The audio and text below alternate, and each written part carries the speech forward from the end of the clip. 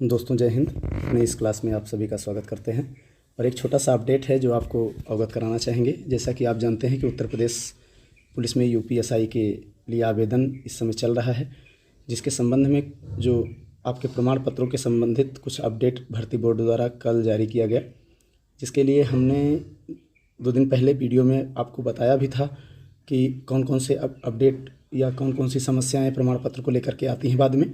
उसी से संबंधित आयोग ने कल एक नोटिस जारी किया है, उसके संबंध में हम लोग देखेंगे।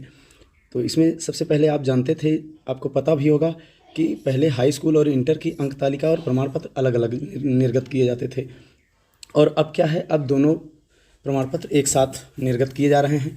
उसी को लेकर के अपडेट है कि जैसे अगर आपके पास दोनों प्रमाण पत्र अगर अलग अलग हैं तो आपको आवेदन करते समय क्या करना है, अंक तालिका में प्रमाण पत्र दोनों अपलोड करने होंगे। ठीक, जिनके पास अलग अलग प्रमाण पत्र हैं वो दोनों अपलोड करेंगे, और जिनके पास दोनों एक में शामिल हैं, अर्थात दोनों प्रमाण पत्र अंक तालिका और प्रमाण पत्र दोनों एक ही में हैं, उनको क्या करना है, उनको वही प्रमाण पत्र आपका दोनों जगह अपलोड करना है। ठीक है, तो इसमें कोई डाउट ना रहे दोस्तों। जिनके पास अलग अलग प्रमाण पत्र है वो अलग अलग अपलोड करेंगे, और जिनके पास एक में है वो अपना एक ही प्रमाण पत्र दोनों जगह अपलोड कर देंगे। ठीक, तो दूसरा अपडेट क्या है, दूसरा अपडेट आपके स्नातक की उपाधि को लेकर के है, जो स्नातक की डिग्री जिसको कहते हैं। चूँकि बहुत सारे स्टूडेंट के पास डिग्री नहीं भी होती है, डिग्री अभी निकलवाए भी नहीं होंगे अपनी यूनिवर्सिटी से, तो उसके संबंध में एकदम स्पष्ट बताए हैं कि आप जो भी आपकी स्नातक की अंक तालिका है उसको तो अपलोड करेंगे ही, उसके साथ जो डिग्री मांगी गई है आपसे, डिग्री के संबंध में उन्होंने बताया है कि उसका जो प्रोविजनल है, आपको डिग्री अभी अवेलेबल जिनके पास नहीं है वो अपना प्रोविजनल निकलवा लें दोस्तों। ठीक, तो प्रोविजनल निकलवा करके अपना आप उसमें सबमिट कर दें, जिसको जो है आपको जब आपकी प्रमाण पत्र का वेरिफिकेशन होगा तो वहाँ पे इन्हीं सभी डिग्रियों को, इन्हीं सभी प्रमाण पत्र को आपको लेकर के प्रस्तुत करना होगा। इसलिए मैं बार बार इसके संबंध में बताता भी रहा हूँ कि जो भी प्रमाण पत्र या जो भी इस समय डॉक्यूमेंट सबमिट कर रहे हैं आप, इन सभी डॉक्यूमेंट को संभाल के एक फ़ाइल बना करके रखिएगा। क्योंकि जब आपका अंतिम चयन होगा, उसके बाद जब डॉक्यूमेंट वेरिफिकेशन होगा तो उस समय ये सारे डॉक्यूमेंट आपके चेक किए जाएंगे, और वहीं पे लास्ट में बच्चों को क्या होती है कि डिस्टर्बेंस होता है और समस्याएं बनती हैं, कहीं वो त्रुटियां भी हो जाती हैं, कभी कभी कुछ फिल करने में या डेट ऑफ बर्थ वगैरह में बहुत विशेष ध्यान दे के भरिएगा। और आपका अगला अपडेट क्या है दोस्तों, अगला अपडेट आपका ये बताया गया है महिला अभ्यर्थियों के संबंध में। तो इसमें महिला अभ्यर्थियों के जाति प्रमाण पत्र के संबंध में विशेष करके बताया गया है कि जैसे जो भी इनका जाति प्रमाण पत्र निर्गत होगा वो इनके पिता पक्ष से होगा, पिता पक्ष के विषयक जो जाति प्रमाण पत्र होगा वही मान्य होगा, स्पष्ट रूप से बता दिया गया है बोर्ड द्वारा।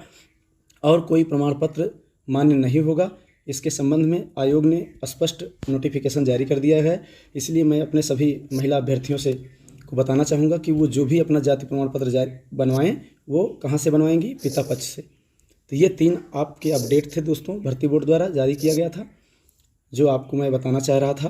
तो इसके संबंध में आप अच्छे से जांच लीजिए, अच्छे से अपने डॉक्यूमेंट व्यवस्थित करके तब आप आवेदन करिएगा, कोई गलती ना होने पाए। अभी आवेदन के लिए आपके पास पर्याप्त समय है, सारी डॉक्यूमेंट अच्छे से वेरीफाई करके तब आप अपलोड करिए। चूँकि ये समस्याएँ हमने बताया है इसके पिछले वीडियो में भी कि ये समस्या आपको डॉक्यूमेंट वेरिफिकेशन के समय आती है, और उस समय बच्चे बहुत परेशान होते हैं, हमने देखा है इस चीज़ को। उस समय फिर बच्चों के पास कोई विकल्प नहीं होता, केवल परेशान होते हैं और इधर उधर भटकते हैं। तो मैं आपसे बार बार कह रहा हूँ कि आवेदन के लिए अभी टाइम है, सारे डॉक्यूमेंट अच्छे से व्यवस्थित करके तब आवेदन करें, और उसको बार बार चेक करें, कहीं कोई गलती ना होने पाए। विशेषकर डेट ऑफ बर्थ वगैरह को विशेष करके आप, और अपने स्पेलिंग मिस्टेक्स को, अपने नाम की स्पेलिंग और अपने अंक तालिका में जो सर्टिफिकेट में स्पेलिंग है वो एकदम बिल्कुल मैच होनी चाहिए, इधर उधर कहीं नहीं। अपने उपस्थिति में आप अपना आवेदन कहीं करा भी रहे हैं तो अपने उपस्थिति में कराएं, और अपने सामने रीचेक करें उसको, उसके बाद फाइनल सबमिट करें हम। ठीक, तो यही छोटी सी अपडेट थी जो आपको देना चाह रहे थे।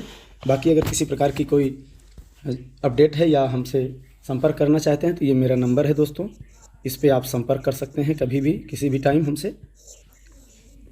बस इसके बाद मैं आपको फिर से शुभकामना के साथ इस क्लास को यहीं पे समाप्त करते हैं। धन्यवाद।